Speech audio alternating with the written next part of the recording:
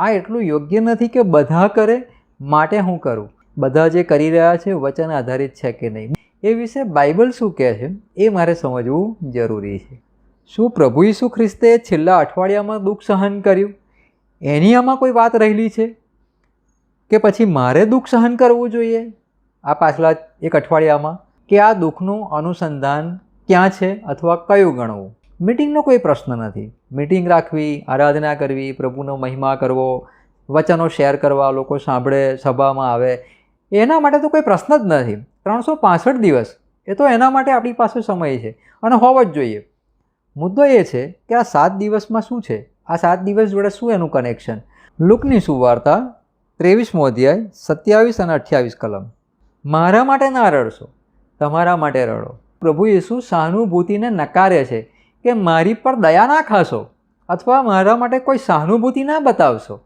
આ તો બિચારા અને બાપડા ઈસુ હોય એવી સ્થિતિનું નિર્માણ કરી નાખવામાં આવેલું છે. ઈસુ ના પાડે છે, હું કોઈ બિચારો ને બાપડો છું નહીં, કારણ કે હું મારો જીવ આપું છું કે હું તે પાછો લઉં. કોઈ મારી પાસેથી તે લેતો નથી, પણ હું મારી પોતાની મેળે તે આપું છું. તે આપવાનો મને અધિકાર છે અને તે પાછો લેવાનો પણ મને અધિકાર છે. બિચારા અમને મારી નાખ્યા, બિચારા અમને ખોટા ફસાયા, ના, એવી કોઈ વાત જ નથી.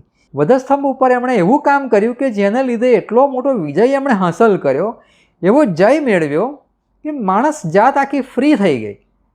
પાપનું ત્યાં સોલ્યુશન આવી ગયું, શેતાનનું જોર આખું તૂટી ગયું.